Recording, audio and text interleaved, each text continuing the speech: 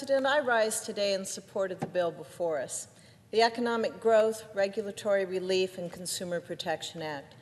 This bill is a product of a multi-year bipartisan process.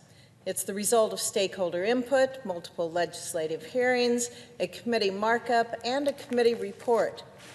There are a lot of great provisions in this bill, but what I'd like to focus on today is what this bill will accomplish for smaller financial institutions, our community banks, and our credit unions, especially in the state of Nebraska.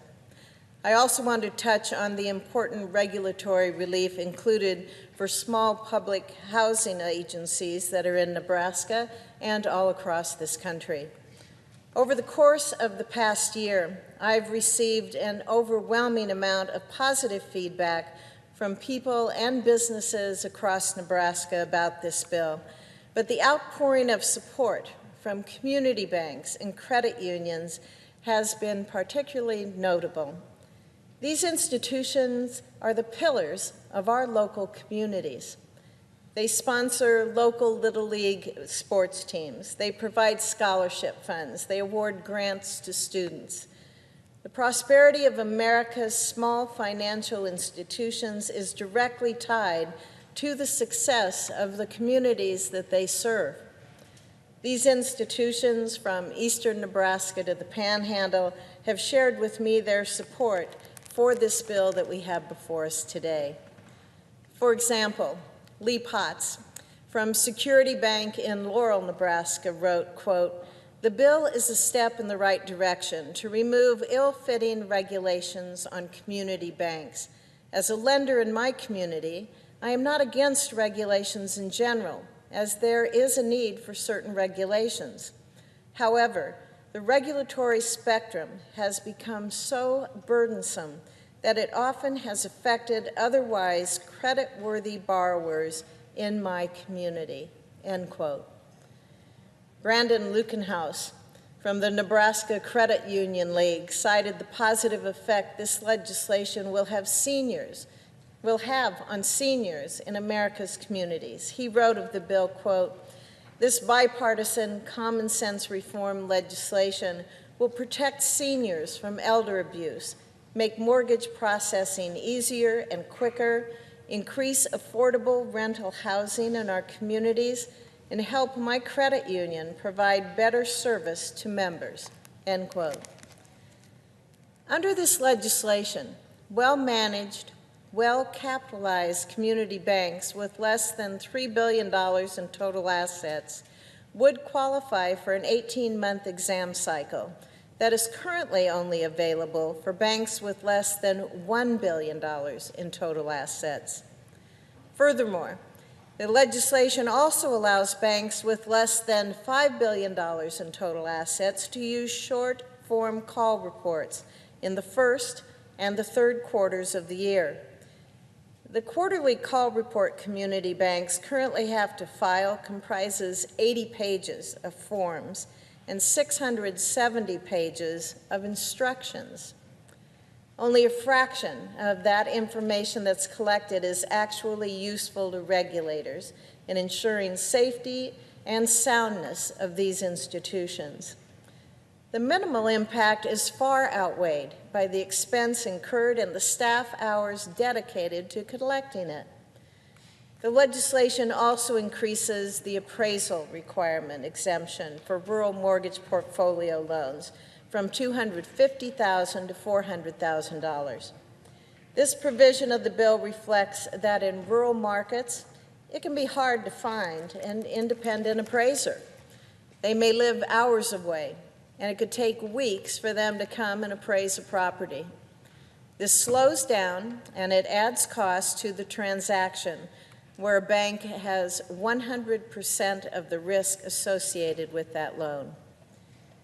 Simply put, provisions like these in the bill help provide relief to Main Street lenders who did nothing to cause the financial crisis and have been unfairly burdened under Dodd-Frank.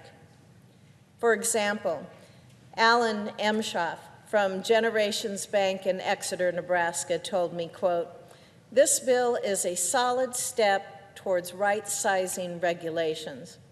As one of the smallest banks in Nebraska, reducing the regulatory burden will allow us to do what we do best, to serve our community through the making of loans to help start new businesses, finance agriculture, and put people in homes more efficiently and at a lower cost to the consumer. Even with reduced regulation, we will continue to respect the safety of our customers and provide all of our customers a safe and sound banking environment, just as we have for the past 80-plus years, end quote. Steve Egerton from Centrist Federal Credit Union in Omaha wrote me, quote, "The increasing trend of regulation ultimately reduces the availability of products and services to credit union members, as well as increases the cost," end quote. Clearly, any claims that this bill only provides relief to big banks are not true.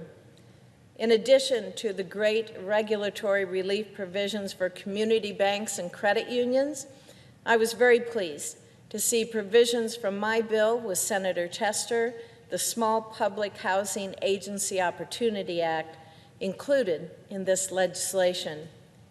Our bill would address the overwhelming administrative burden that has been placed on the roughly 3,800 small and rural housing authorities across this country, including the approximately 100 public housing agencies in the state of Nebraska.